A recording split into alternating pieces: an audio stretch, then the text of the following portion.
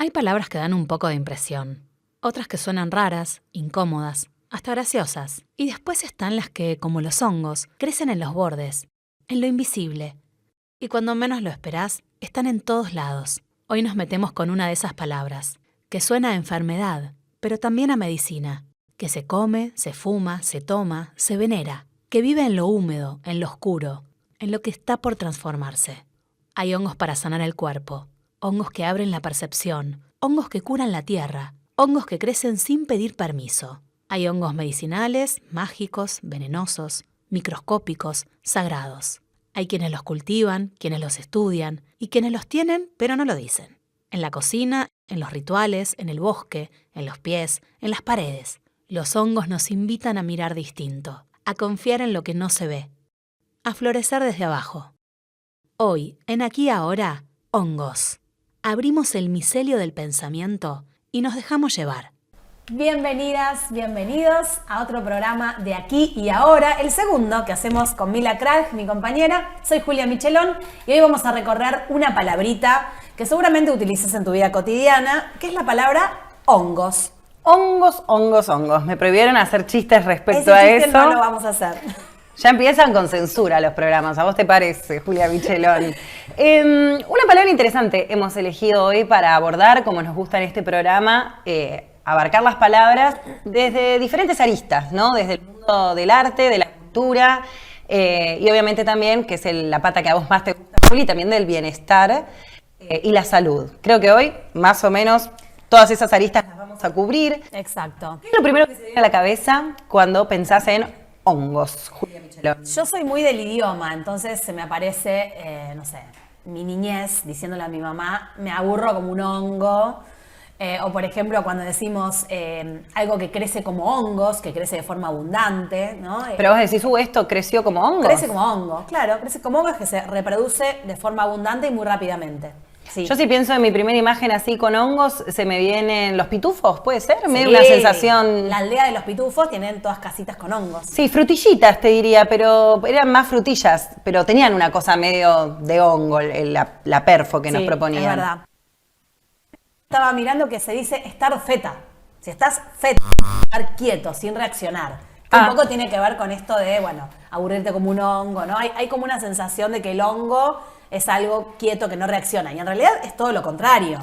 Pues si nos ponemos a pensar, estamos hablando de que tienen su propio reino, no son ni plantas ni animales, que pueden limpiar suelos contaminados, ¿no? A través de la microremediación, así se llama, y que se comunican a través de redes subterráneas de micelio, algo así como si fuera un internet de la naturaleza. Entonces me parece que no tiene nada que ver con el estar quieto y el no reaccionar. Sí, con esto de distribuirse a montones y en forma abundante y de forma rápida, entiendo. Pienso también que, o se me viene la palabra sutil, con algo de lo sutil, Sí. porque uno muchas veces confunde esto de la quietud, que parece que no está pasando nada, pero en la sutileza, en lo que vos decías, ¿no? Bajo tierra, si estamos hablando de los hongos, por ejemplo, el que te encontrás abajo de un árbol cuando después de muchísima humedad, hay algo de una sutileza en cómo aparece, en cómo se desarrolla. Después están los famosos hongos de los pies, las manchitas que te salen en el cuerpo, la parte de los hongos que no es tan divertida de abordar. La que no queremos, los hongos y el moho que nos aparece en el pan cuando lo dejamos mucho tiempo,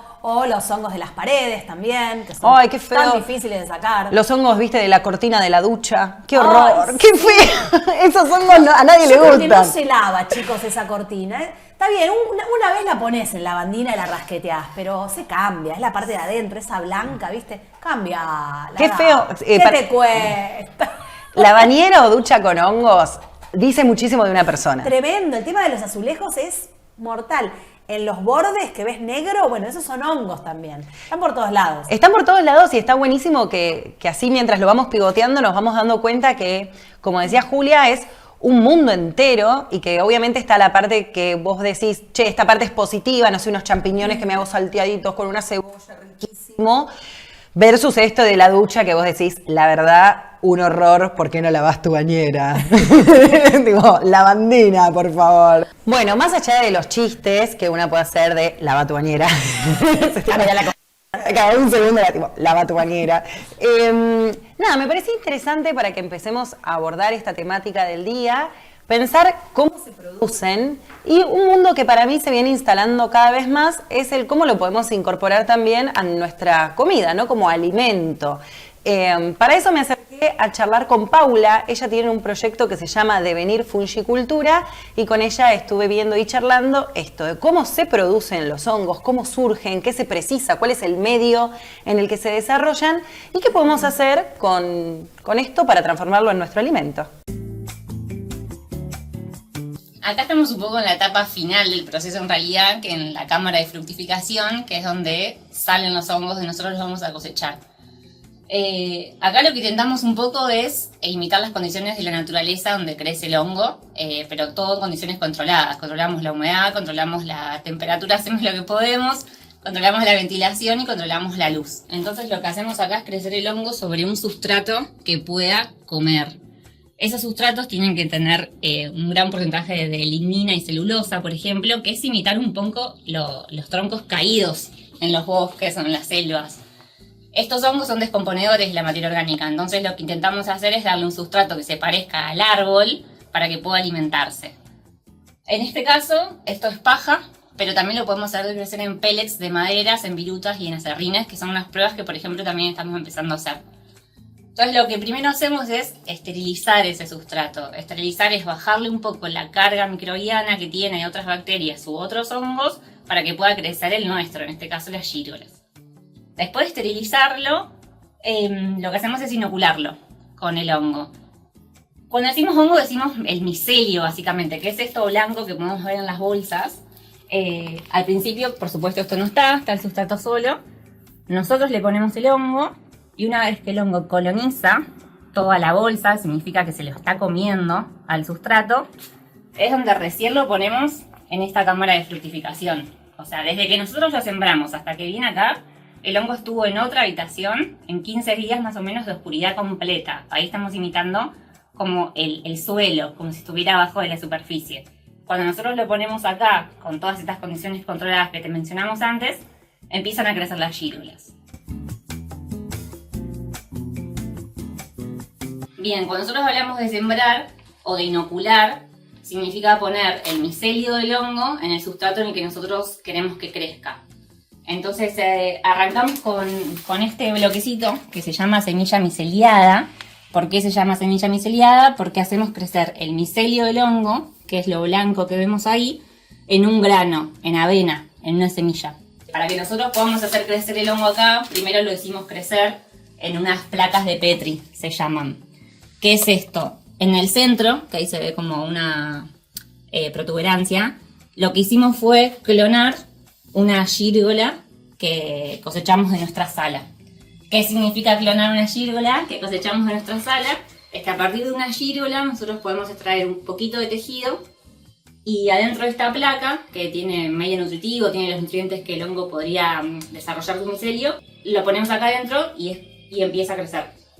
Una vez que la placa está toda colonizada, la cortamos en pedacitos como si fuera una porción de pizza y las llevamos a los granos de avena que estuvieron estériles antes. Una vez que esto está todo colonizado y blanco, vamos a agarrar pedacitos de esto, lo vamos a trocear y lo vamos a poner en los bloques de cultivo que vimos en la mesa. Estas que vemos acá están listas para cosechar. Lo que intentamos es se cosechan en el punto que el sombrero todavía está un poquito para abajo y que tienen un tamaño considerable. Entonces eso es lo más fresco que consideramos para cosechar. Agarramos el racimo con los manos. Esta bolsa está un poquito para atrás. Giramos. ¡Chanán! Bueno, ahí ya se aplasté un poquito.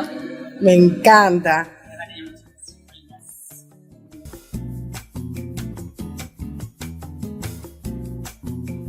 Debo decirte como productora que dentro de la semana los consumas, ahora se puede consumir por mucho tiempo más. Digo. Lo que uno empieza a ver es que el hongo va a intentar reproducirse sobre sí mismo de alguna manera y el micelio va a empezar a crecer sobre él y va a largar primordios.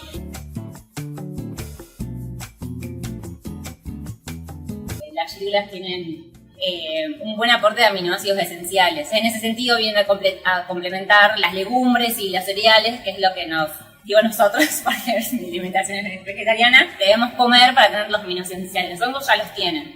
Eso y la textura es algo muy espectacular para la gente que tiene alimentación basada en plantas, por ejemplo. Después porque son muy ricos y lo que traen también es un poco el sabor umami, que es este quinto sabor que se le llama, que lo puedes encontrar también, no sé, en los tomates o en la salsa de soja, por ejemplo.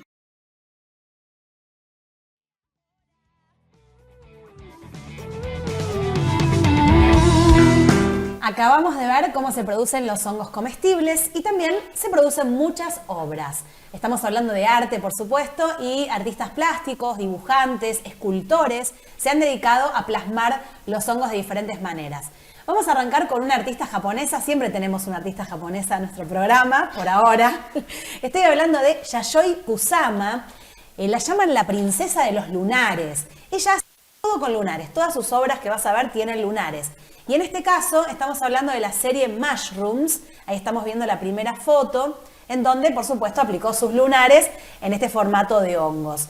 Yayoi Kusama es la artista japonesa más cotizada del mundo, marcó un antes y un después en el mundo del arte y Kusama sufre un trastorno obsesivo compulsivo, no sé si lo notaron, pero bueno, esto es serio porque desde los años 70, está internada en un hospital psiquiátrico de forma voluntaria. Yo me estaba riendo, horrible. Horrible quedó, no importa. Pero ella desde ahí pudo manifestar su arte e hizo un montón de pinturas. Acá estamos viendo una, podemos ver la siguiente, hay dos más, toda de la serie Mushrooms, en donde, bueno, va intercalando diferentes colores, diferentes técnicas, pero siempre con la base de los lunares. Vamos a ver la última. Han sido muy inspiradores en el arte del mundo de los hongos, más allá de los efectos muchas veces en su consumo, que eso lo vamos a charlar un poquito más adelante. Un montón de artistas se han dedicado a plasmar y dibujarlos, ¿no? Como hay un atractivo. Sí, totalmente. Le voy a pedir a Marce ahora que se vaya a la foto 8, porque este es Ernst Haeckel. Ajá, bienvenido. Bienvenido, Ernst. Es un biólogo alemán, zoólogo, naturalista, filósofo y artista, que fue defensor de la teoría de la evolución de Darwin y es conocido por sus dibujos de la naturaleza, que incluyen hongos. Por supuesto, tenemos aquí esta foto en donde se ve cómo dibujaba, con qué minuciosidad copiaba los hongos de la naturaleza. Seguimos hablando de pinturas y grabados originales, de la mano de la foto 9, que es Alex Gray, foto 9 y foto 10, en donde los secretos de la espiritualidad, dice Alex Gray, no solo se esconden en palabras, imágenes o templos construidos por humanos, sino que han sido resguardados por plantas sagradas durante milenios. Un apasionado del tema de los hongos ha hecho estas pinturas súper psicodélicas y grabados originales que aquí ya podemos ver en pantalla. Alex Gray es un gran referente en todo lo que es la cultura psicodélica, ¿no? El arte psicodélico, y en sus imágenes se ve esto de como si pudiéramos ver como el alma, ¿no? de lo que nos quiere transmitir. Vos ves el hongo, pero percibís la energía, lo que lo rodea. Lo mismo se ven en muchas obras que él tiene, por ejemplo, no sé, de dos personas besándose y todo lo que lo envuelve. Habla todo el tiempo, en su arte se puede ver esta como sinergia y el ser parte de un todo, ¿no? Que no es solamente el hongo ahí dibujado o la persona dibujada, sino la persona como parte de un sistema y unida, ¿no? A mí me atrae mucho su forma de crear.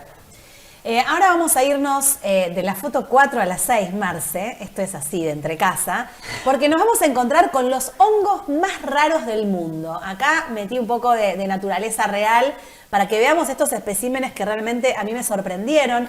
Estamos hablando de la Mycena chlorophyllus. Ajá. La particularidad de esta seta es que aparece en la ausencia de la luz. Mirá lo que es. Es bioluminiscente, que su producción de luz es visible mediante una reacción química. Esta reacción química que ven acá no ocurre siempre, ocurre cuando llega a los 27 grados y persiste por 3 días. Es sorprendente, uno lo ve y dice, es ciencia ficción, no, es naturaleza.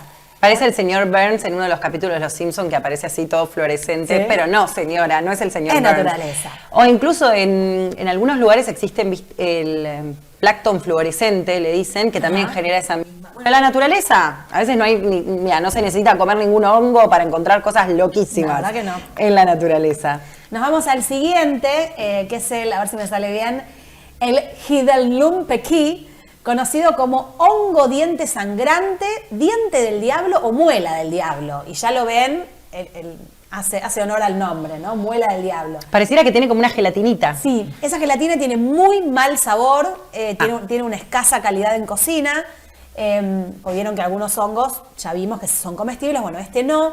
El líquido rojizo que exuda tiene atromentina, que es un anticoagulante natural. Entonces, sí, no lo podemos comer, pero si lo ingerimos, a pesar de su mal sabor, tiene esta cualidad de anticoagulante natural. Y el último, me gustó el nombre, el que le pusimos nosotros, ¿no? Se llama Phallus induciatus, pero le decimos velo de novia, ya se darán cuenta por qué. Es un hongo comestible que en China se considera como un manjar, se le atribuyen propiedades medicinales también y es considerado afrodisíaco. Porque funciona como vasodilatador, teniendo los mismos efectos del que conocemos como Viagra. Así que si te topás con un velo de novia, dale con tutti, porque te va a ayudar a la noche. Yo te digo que igual esto primero vos lo consultes con un especialista. Vos de todas las imágenes que viste, te digo que por las dudas, todo lo que digamos acá, consultalo con un especialista. Y para cerrar un poco esto de los artistas plásticos, de la naturaleza, me puse a mirar un poco qué hay con respecto a literatura en cuanto a hongos. Y no nos podemos olvidar de Alicia en el País de las Maravillas, en una escena que hay un hongo mágico que hace que Alicia cambie de tamaño. Y cuando en general se habla en literatura, siempre se habla de el Amanita muscaria, ¿no? También conocido como matamoscas, que es el que estamos viendo, a menudo rojo, con puntos en la cabeza. Es un hongo altamente tóxico en la vida real, pero en la literatura, en los cuentos, en las películas, es un hongo maravilloso en general. También Haruki Murakami, el escritor japonés, en su clásico Kafka en la orilla, también aparece ahí en forma muy contundente estos hongos, como una metáfora de la búsqueda de uno mismo, de la transformación y de la conexión con diferentes mundos. Se me parecía también, vos que hablabas de la isla de los pitufos o la aldea de los pitufos, el personaje de Nintendo, que creo que lo tenemos en la foto 11 y 12, Toad, que lo presentaron por allá por 1985 en el Super Mario Bros. Y que lo que hicieron es invertir la manita muscaria con los colores, ¿no? Está invertida, en vez de ser roja con los lunares blancos, es al revés. Así que hay de todo, ¿no?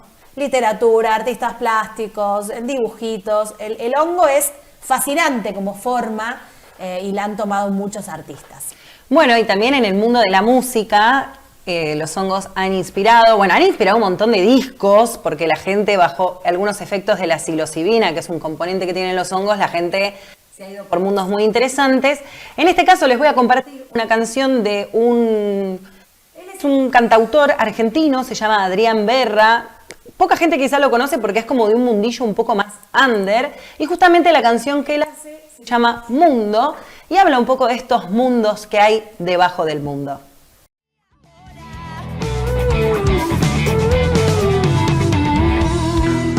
Continuamos en Aquí y Ahora, hoy hablando de hongos, y si tengo que hablar de hongos también hay que volver un poco a las tradiciones. Me voy a ir a mediados del siglo XX, que mientras gran parte del mundo veía a los hongos como algo oscuro o peligroso, existían pueblos que los veneraban como mensajeros sagrados. Entre ellos los mazatecos, que era una comunidad de la Sierra de Oaxaca en México, y sobre todo una mujer que cambiaría la historia para siempre. Estoy hablando nada más y nada menos que de María Sabina. No sé si alguna vez escuchaste hablar de ella, Julia. No, nunca. Ella nació en 1894 en Huautla de Jiménez. Estamos hablando de México. Creció en extrema pobreza, sin educación formal, ayudando en la siembra y el cuidado de animales de su familia. Desde pequeña escuchó a sus abuelos hablar de estos sabios que usaban los hongos para curar y ver lo invisible, el concepto de lo sutil, ¿no? Su primer ayer directamente Julia Michelón, fue a los 5 años, no porque ella los haya consumido, hago esa aclaración enorme, sino que vio durante una ceremonia que se hacía a su tío para que él pudiera sanar. Entonces ahí ella entra en contacto con ese universo, ¿no? Poco después, sola, en el monte con su hermana, reconoció las setas que habían estado en ese ritual y las probó, y ahí se dio cuenta que eso no era un juego, sino que fue una revelación. Con el tiempo comenzó a realizar veladas, noches de cantos en mazatecos dictados, decía ella, por los niños santos, que es esa forma de nombrar a estos honguitos. Su arte iba más allá de la curación física, porque ella decía que esto abría visiones, anticipaba sucesos. Llegó incluso María Sabina a predecir la muerte de Erasto Pineda, que fue un exalcalde de la ciudad donde ella había nacido, que fue asesinado de un disparo por la espalda, y ella, a través de los hongos, lo pudo como vaticinar. Con el tiempo, en 1955, sucede algo que traza un antes y un después en la vida de María Sabina. Un banquero y micólogo llamado Robert Gordon Wasson, junto a su esposa Valentina Pavlovna, llega a la ciudad de María Sabina en búsqueda de esta información, ¿no? El tipo venía investigando el mundo de los hongos, venía muy interesado sobre todo en esto, de cómo las culturas lo utilizaban con esta cosmovisión chamánica, me sale decirlo, ¿no? Como con esta conexión con la naturaleza y no quizá con los hongos que veníamos charlando más de, no sé, del hongo que te sale en la uña, ¿no?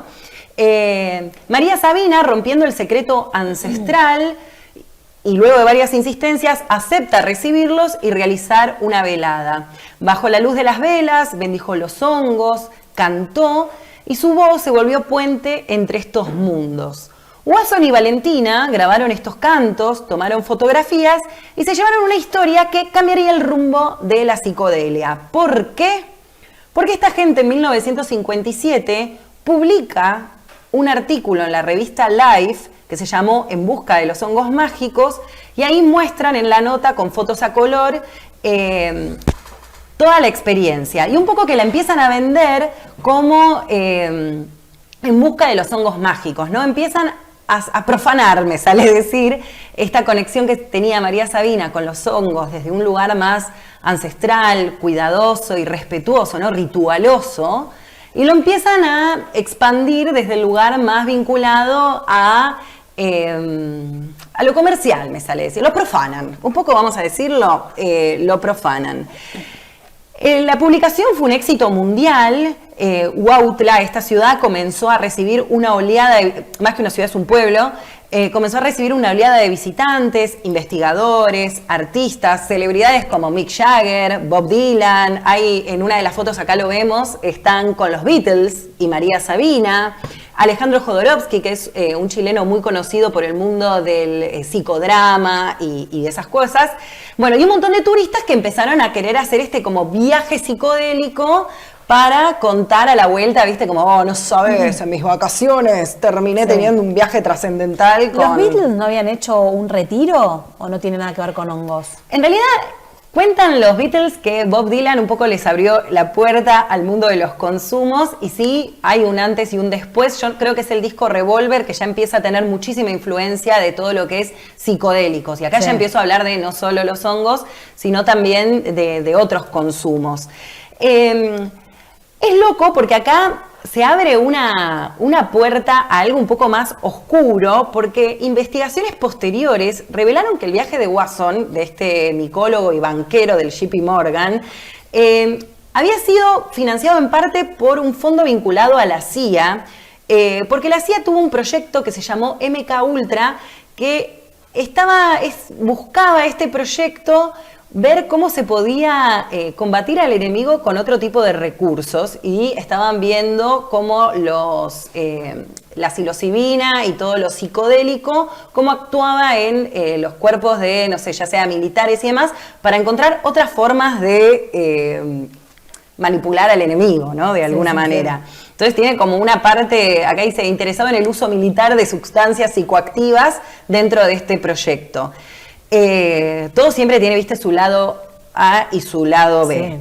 En medio de este boom llegó otro visitante al mundo de María Sabina, que quizá lo conozcan algunos de nombre, que se llamó Albert Hofmann. No sé si te suena, Julia, pero no. Albert Hofmann es el químico suizo que descubrió el LSD, la famosa, el ácido, ¿no? Le dicen, y ahí los Beatles tenés, pero ahí sí. Lucy in the Sky with Diamond, LSD, viene de ahí, por eso el delirio también de esa canción.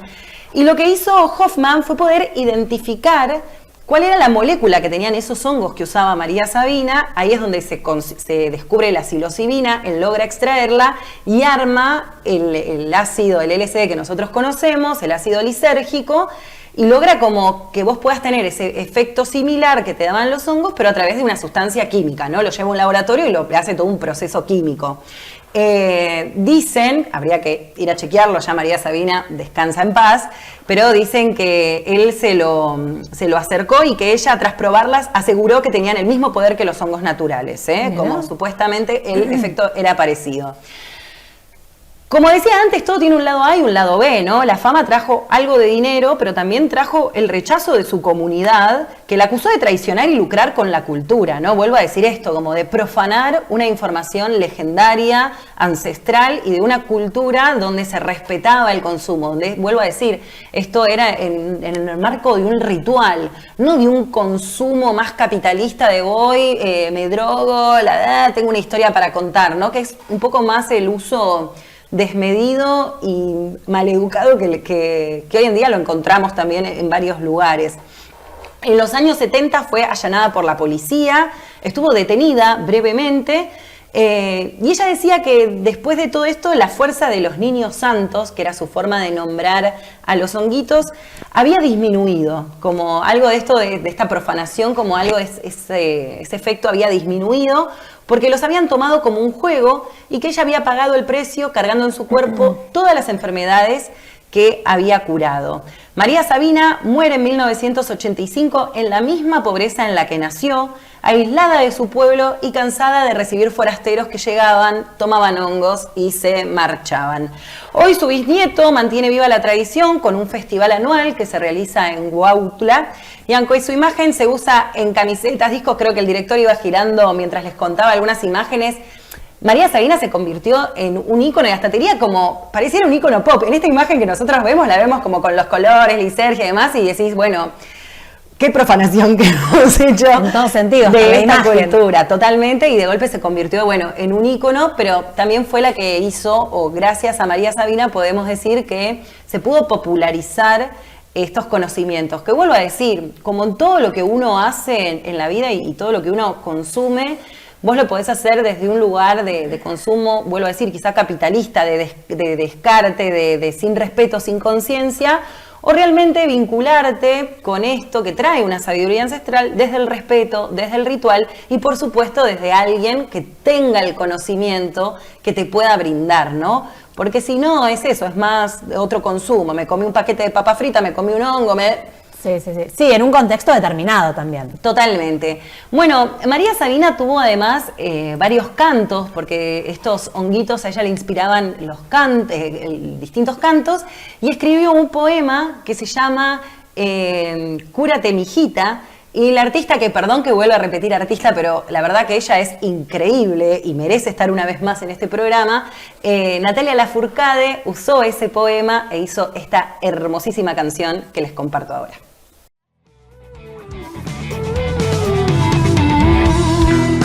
Venimos hablando de la producción del hongo alimenticio y ahora vamos a enfocar más a lo que tiene que ver con los caminos de expansión y de sanación que nos proponen los hongos. Por eso decidimos traer aquí a nuestro programa a Seba Mann.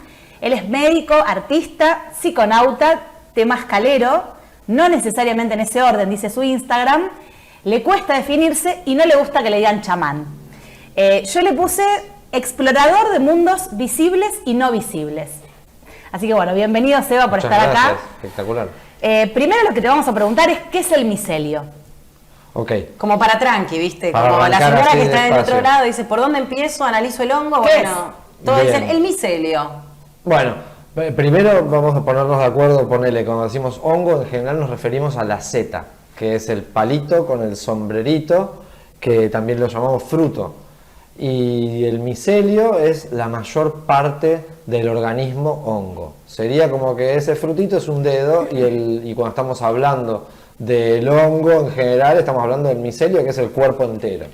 Es una red de tubos celulares muy finitos, una red toda imbrincada que se llama hifas y que van por abajo de la tierra.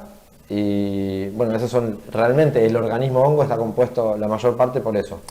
Si hago un paralelismo con el reino vegetal, ¿serían como si fueran las raíces del hongo o también hay en parte del cuerpo micelio? Sí, no.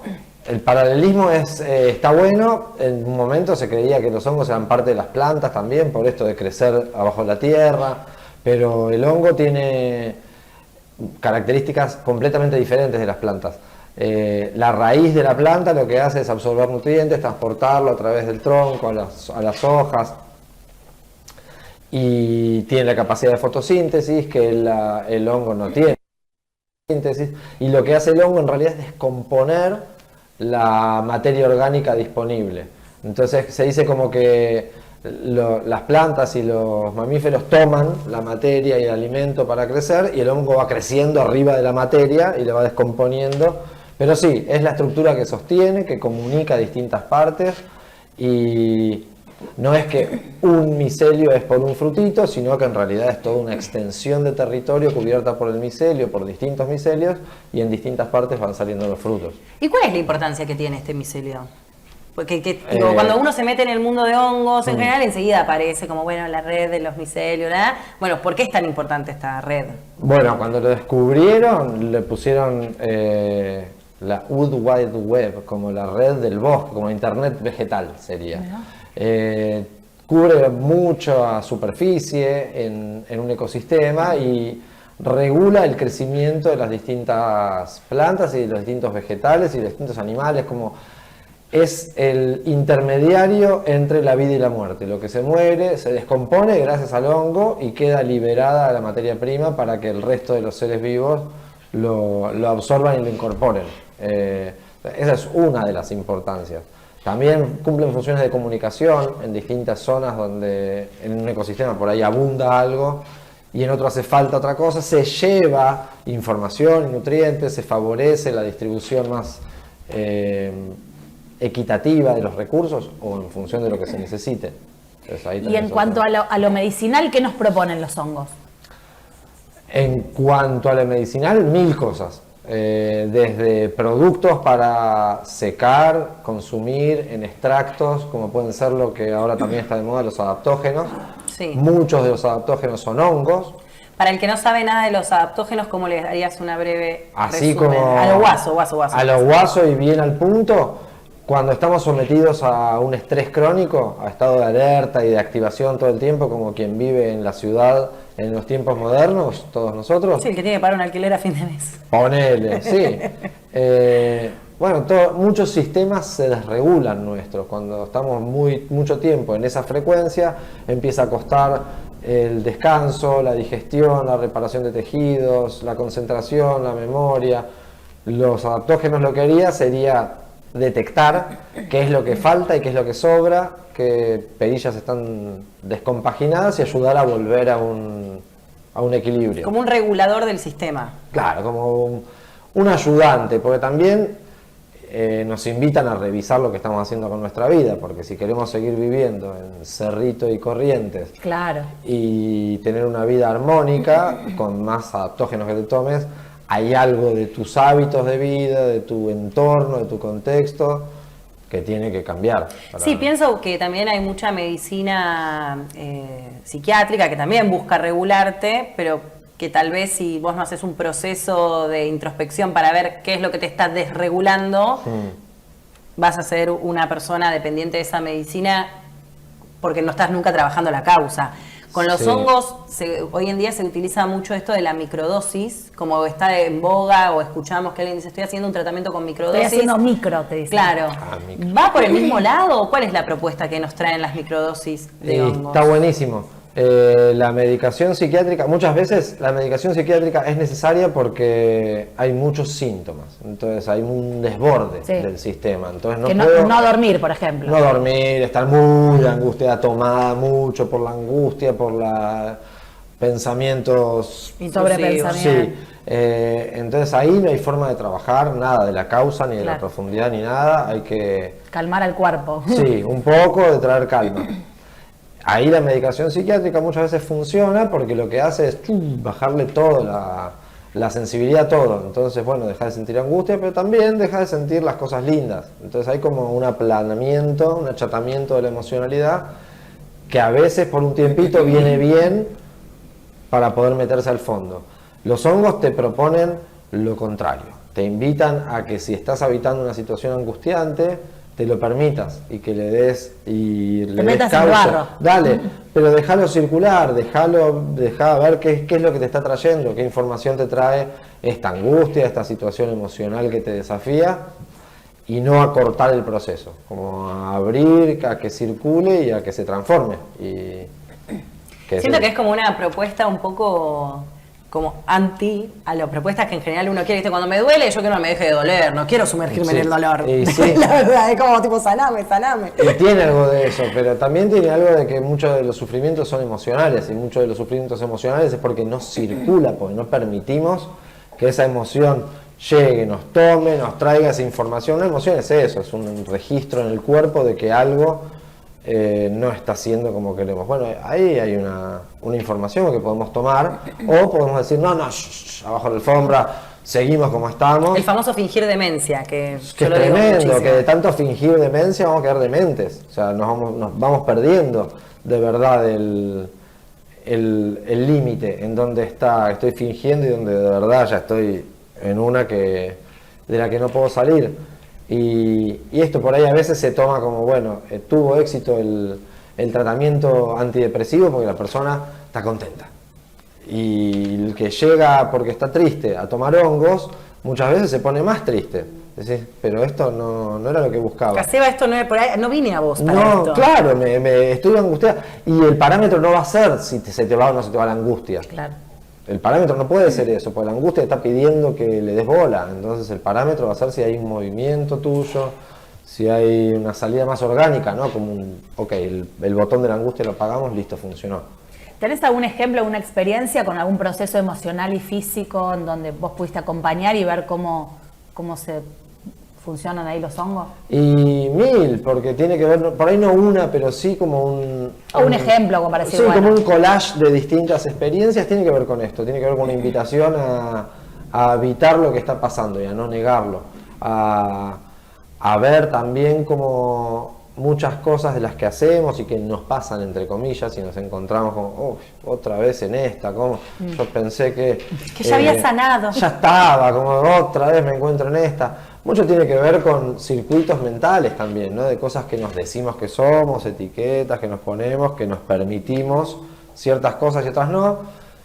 Y los hongos tienen la capacidad de silenciar un poco esos circuitos repetitivos de tengo este nombre, soy Sebastián, soy médico, soy papá, tengo familia, y todo eso que me voy poniendo de etiqueta me permite algunas cosas y otras cosas no, de ninguna manera.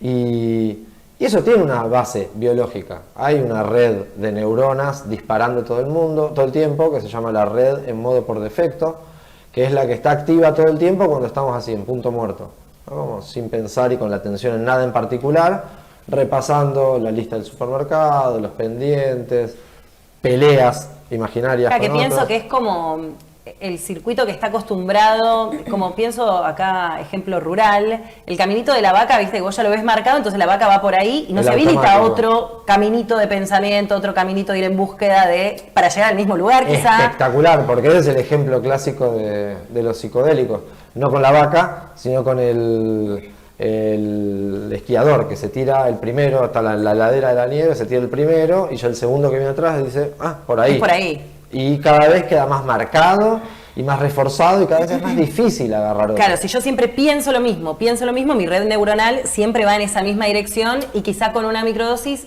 por lo poco que yo entiendo, es que te habilita también a como abrir otros caminos, ¿no? Sí. Decir, mira, podés ayudar a no caer siempre en el mismo circuito, por así Sí, decirlo. porque está el circuito y está el control policial, es decir, por otro lado no se puede ir, como también está esa función de esta red neuronal. Entonces, lo que hace es evitar la comunicación entre distintas partes del cerebro, es un gran policía. Y lo que hacen los hongos, los psicodélicos en general, es mandarle un toque a dormir. A esta No es red que necesario baja tener el- un policía, lo pienso en el, viste, como, y a veces está bueno el límite de decir, Re. che, cuidado, porque si tocas fuego te vas a quemar, eso. Sí, pero claro, pero todo es un equilibrio. Si abrís mucho, te perdés. Pero, Claro. pero es un equilibrio todo. Y hoy por hoy está recontra hipertrofiada la red en modo por defecto que nos dice qué tenemos que hacer, Claro. cómo tenemos que operar, está en función de Claro, todo el claro. sistema y la tenemos ahí arriba. Entonces, un poquito de Sí. a dormir a estos policías también nos viene bien, que esto permite esto, como hay zonas del cerebro que no se comunican, de repente empiezan a charlar zonas entre sí y decís, bueno, aparecen frente a las mismas situaciones opciones diferentes para operar, para relatarte en realidad. Lo que pasa afuera, vos lo transformás en un relato adentro y decís, esto pasa y es esto y es esto y es esto. Y si está siempre el mismo disco sonando, es muy difícil encontrar otros caminos, otras vías. Sería algo así como cambiar patrones, pues se usa esto, ¿no? Muchas terapias ofrecen eso, ¿no? Cambiemos patrones. Sería Son eso, hábitos. dejar de repetir. ¿Y qué es un patrón? Es un hábito que Un hábito tomaste. aprendido. Conducta Claro, repetitiva. es una conducta repetitiva que te habituaste a tomarla, que naturalizaste, que en algún momento dijiste esto es así y así lo hacemos, y que en algún momento dejaste de prestarle atención y en automático te lleva a eso. Y si son patrones inconscientes, ya que vienen más desde la familia, Sí. del padre, de la madre, también pueden llegar a... Te operan en vos, en realidad no importa de dónde vengan, importa lo que lo que sea genera en vos en cada momento, y no importa de verdad lo que sea, la vuelta que uno está dando y el patrón que uno se encuentra repitiendo y la situación que uno se encuentra reviviendo es lo que nos llama la atención. Ok. Y donde entran los honguitos que pueden echar la luz y decir, esto es porque tu vieja no sé qué, pero no me parece lo más útil eso. Me parece lo más útil es como la herramienta que te brinda de otra opción. Ok, entendí que es por mi vieja, pero ¿qué hago con eso ahora? Bueno, otra forma de abordar lo mismo de siempre. Bien. Bien, Ya me que gustaría hablamos- hacer como primero un manto de aclaración, porque siento que quizá antes de esta nota nosotras nos embebimos un poco en el tema. Y mucha gente piensa que cuando hablamos de hongos enseguida estamos hablando de alucinógenos o viste de distorsión, de las obras de arte que veíamos antes con Julia que eran una cosa más loca. Y cuando hablamos de microdosis estamos hablando de dosis donde no existe la psicodelia. Como cuál sería la diferencia del uso más recreativo, macrodosis, versus esto que vos estás hablando que sí es aplicado a la salud. Sí, nos metimos en un ¿No? Como terrenazo. siento que son dos Igual- mundos igual que se pueden arrancamos con confundir los- fácilmente. Arrancamos con los adaptógenos y de esto que estamos hablando de micro y macro no son los adaptógenos. Bien. Son los que se llaman hongos psilocibe, que es otra familia completamente, que son los hongos que fabrican en particular una molécula que se llama psilocibina, que tiene un efecto clarísimo a nivel del sistema nervioso, de la percepción, de un montón, interactúa con un receptor del cerebro, que es el receptor de serotonina. Es un parecido a un neurotransmisor, pero tiene un efecto completamente distinto.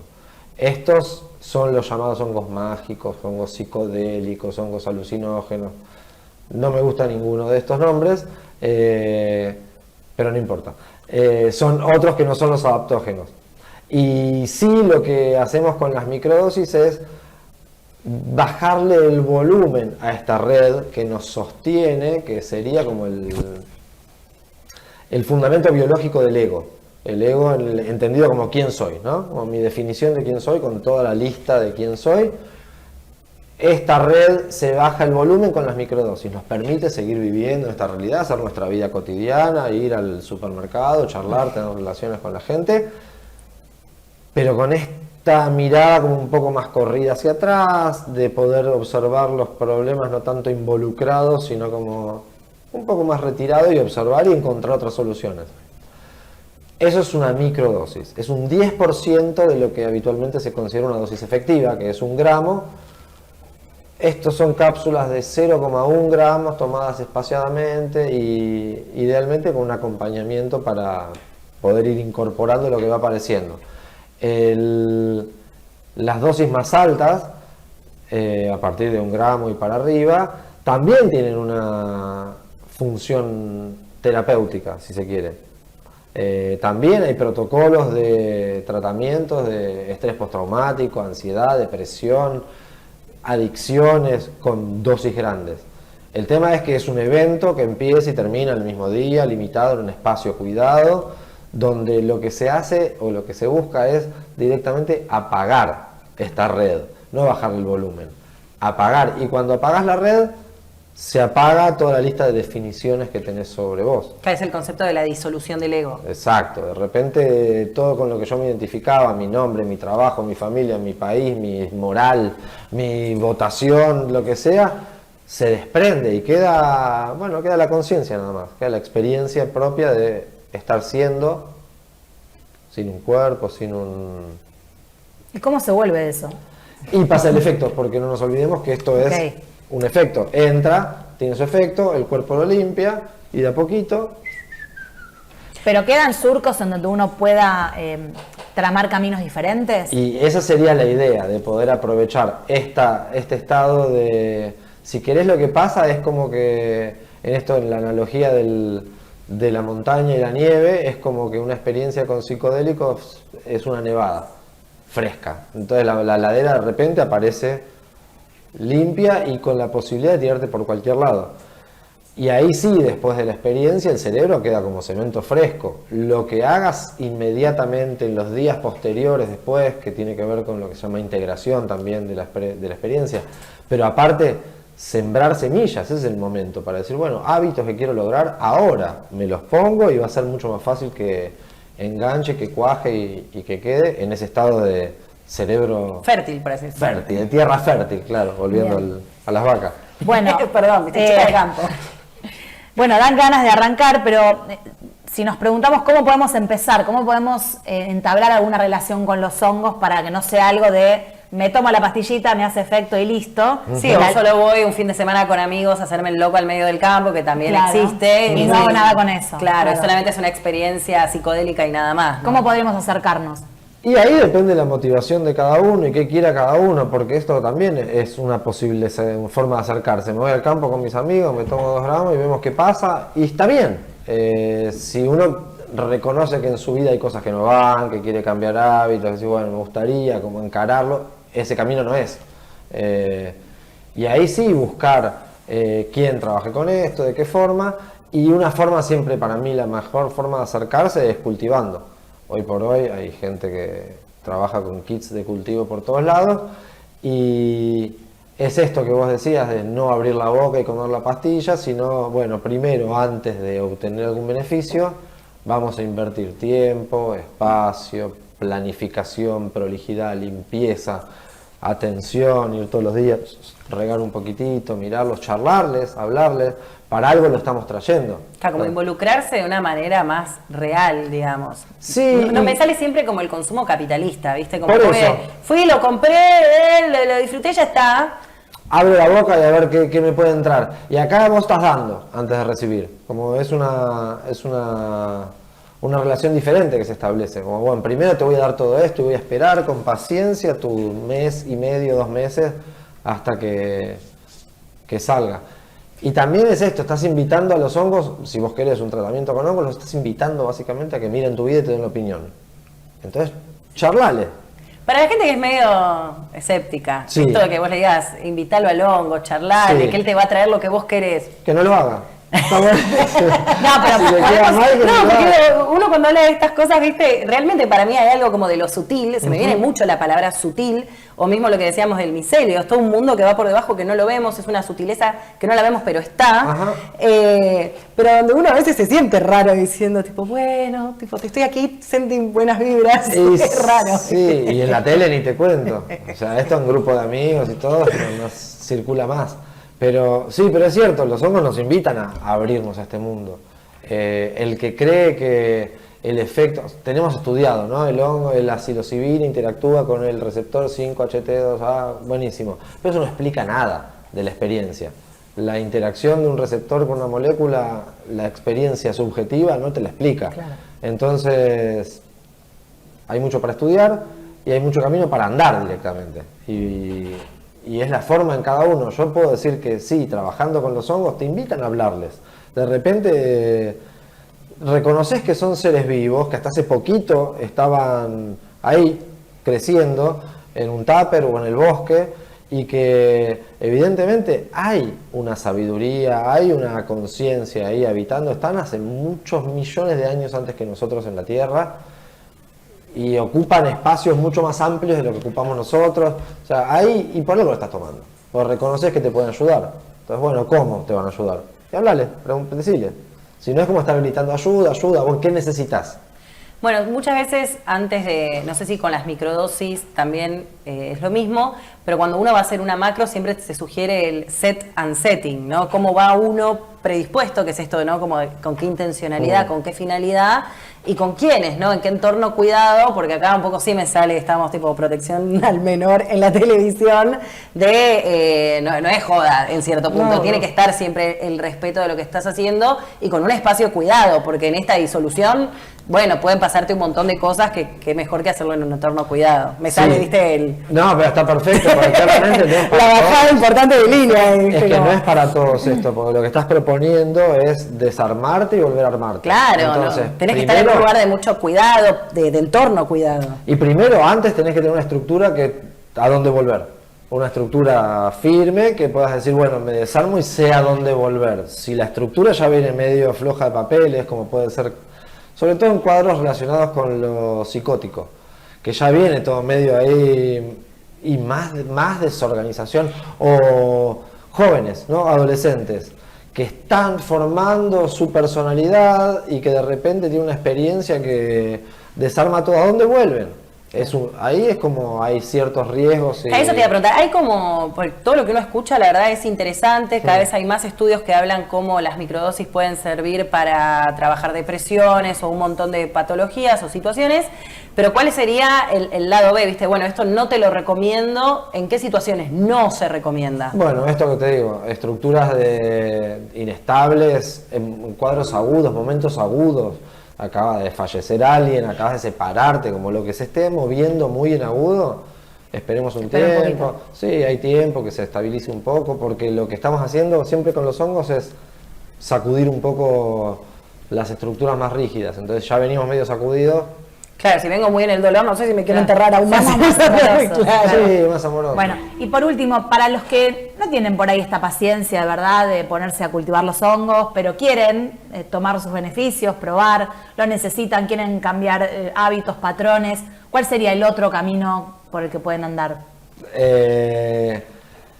No sé, si no tienen paciencia, que se armen de paciencia, porque los cambios que son de verdad duraderos, profundos y que no son simplemente un maquillaje de chapa y pintura y seguimos como estábamos, requieren el trabajo, requieren una disciplina, y no lo digo como exigencia y ponerse hiperexigente, pero sí requiere una conciencia de lo que estamos haciendo, y esto que decíamos de que son hábitos mentales que se pueden reemplazar por otros hábitos, pero bueno, requiere esto, la atención, el trabajo constante, caerte 10 veces, levantarte 11, hablarte bien, y cuando estás en ese movimiento, los hongos llegan a apoyar ese movimiento. Claro. Te vas a cruzar con gente, te vas a cruzar con algún profesional, te va a aparecer, como no me quiero poner muy esotérico. Pero, no, igual es un poco así. Termina pasando, y tiene que ver con la atención, ¿no? Porque nosotros podemos salir a caminar por el campo y no vamos a ver ni un hongo,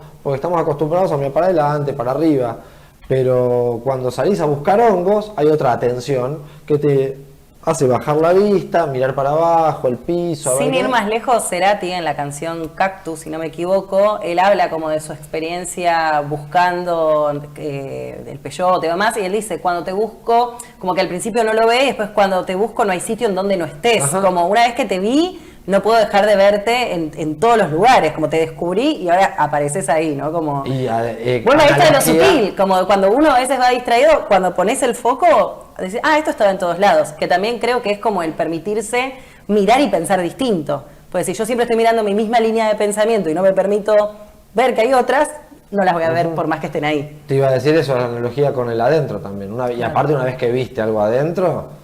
Ya no podés dejar, no hay sitio en donde... No hay demencia que No hay demencia para elegir. Y si no tenés paciencia, bueno, salí corriendo. Bueno, vamos a despedirlo a Seba. Sí, un placer, Seba, la Muchas verdad. gracias. Muchas chicos. gracias. Si te por quieren seguir en ustedes. redes, ¿cómo pueden hacer? Sebaman Ok. Ok. Ok, para que nadie me saque el apodo. El Sebaman. No sos un Sí. chamán, sos el No, Sebaman. por favor. Exacto. Bien, y bueno, y yo sí me pongo acá, como siempre, busquen asesorarse o alguien que acompañe los procesos. Sobre todo si el interés es hacer un proceso, ¿no? Si vos querés solo experimentar con tus amigos, bueno, vea esa experimentación. Pero si lo querés buscar desde el lugar del bienestar, que es también a donde apuntamos con este programa, siempre está bueno que alguien te acompañe, sobre todo para esto, para tener de qué agarrarte cuando empiecen a salir un montón de tal cual. cosas y vos digas, ¿Dónde vuelvo? yo hago el chiste del placar, ¿no? Bueno, listo, tiramos toda la ropa. Bueno, ahora hay que empezar a ordenarla. Entonces hay que también tener después ese tiempo para ordenar el placar. Sí. Muchas gracias, Seba. Muchas gracias, chicas. De nada. Un placer.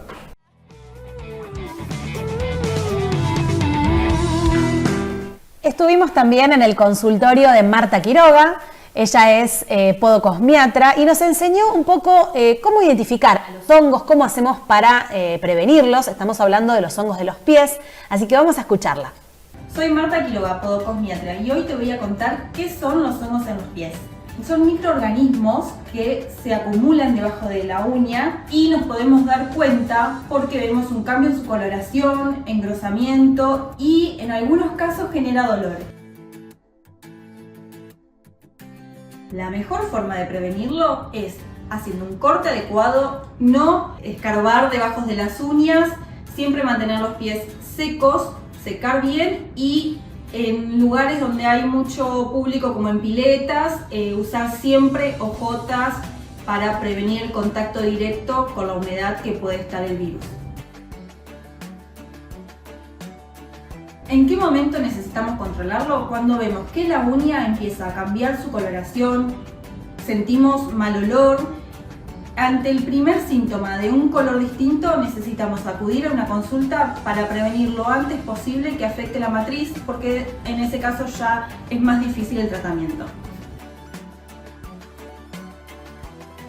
Algunos tips para el cuidado de tus pies pueden ser un calzado amplio, siempre ventilado, cambiarse las medias en caso de mucha transpiración, ojo con el semipermanente, no dejarlo más del tiempo permitido y siempre que visites a un profesional asegúrate que esté todo bien esterilizado.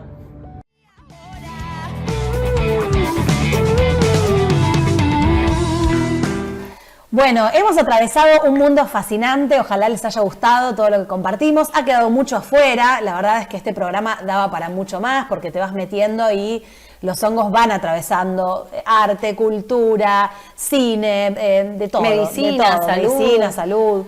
Así que bueno, muy rico todo. Muy rico todo. No, vuelvo a decir y creo que, bueno, para la parte de salud siempre recomendación de ir a un profesional. En la parte de microdosis y también el espacio terapéutico, un profesional. Acérquense a personas que trabajan con cuidado, con respeto, con conciencia, porque creo que es desde ese lugar desde donde está interesante vincularte con toda esta temática. Mila Kral, Julia Michelón haciendo Aquí y Ahora. Hasta la próxima. Chao.